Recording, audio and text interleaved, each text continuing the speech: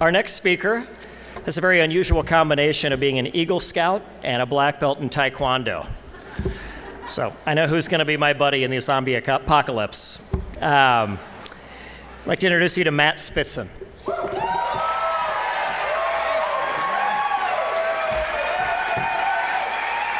All right.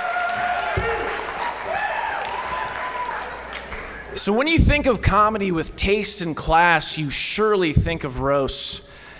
But it's about time that Lincoln joined the echelon of Johnny Carson, Don Rickles, Evel Knievel, Pamela Anderson, the highest of echelons.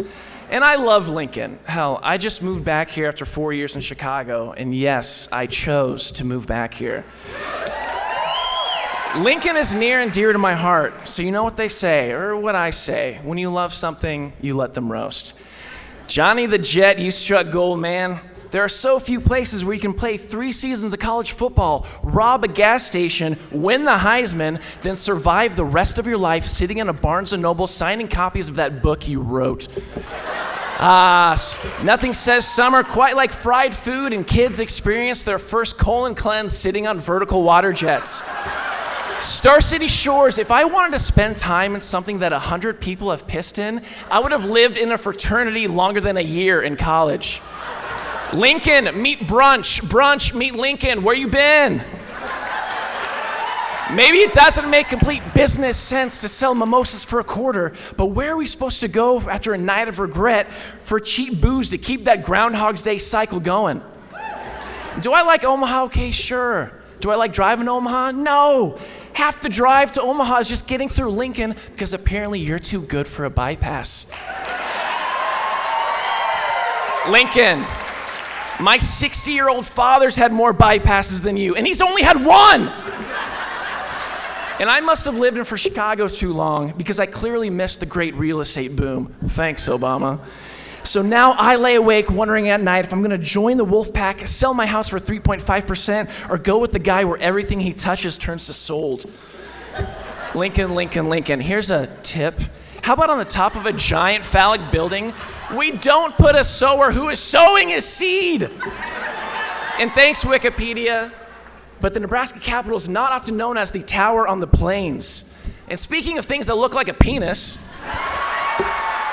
the Republican Party, where it takes absolutely zero political experience to run for high-profile political positions. They may hate illegal immigrants, but when it comes to buying illegal drugs, sure, why not? More things that should be illegal.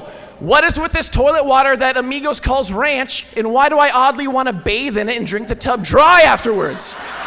Amigos, if you could easily suck up your ranch through a straw, you are doing it wrong. And how is this one thing we can't get right year after year in good old Nebraska? I know good graphic designers live in this town. Use them. Let's stop relying on a DMV worker that's clearly using Microsoft Paint on a computer that's running on Windows 98. This isn't quite unique to Lincoln, but racist grandparents are to Lincoln what Pokemon are to Pokemon Go. Very few are rare, not racist, and you just throw something at them, hard candy, in hopes they shut up.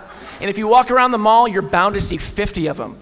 And I actually love runza. I worked there for 2 years when I was a kid, but I will only eat runza if I'm trapped in a poorly ventilated room surrounded by the people that I hate most. Grandma's secret recipe will definitely be in the air, my friends. I'm lucky because I actually wrote nothing for this slide, hoping that was just enough to cover. I digress, because there are good things about Lincoln. This dumb Nebraska Nice ad campaign may be easy to make fun of, but people are actually nice here. Last week, I walked a college transfer student to a building on campus because he was lost, and that just seemed normal to do. And this is a great place to raise a family. Am I a 28-year-old who's convinced he'll be single and alone forever? Sure.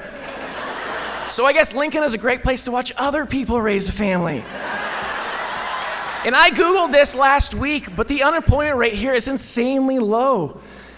And the national rate's about 5%. It's so comforting living in a place where I can watch other people raise families among so few homeless people. And I may have made fun of Johnny Rogers earlier, but few things beat the crisp air and the atmosphere on a fall game day. When you're surrounded by enough passionate people where the stadium you're in becomes the third largest city in the state, you know you're in good company. And nothing tops the friends you make and the family you have in Lincoln and Nebraska as a whole. These are people who truly care about you and would do anything for you, and you know you're home when you can say the exact same for them. So when you love something or someone, you know you can make fun of them from time to time. So sure, Lincoln's got a few things we can make fun of, but the good definitely outweighs the bad. Past few minutes, I presented Lincoln Roasted, but I'd love it if you would join me and grab your drink and raise it up to Lincoln Toasted.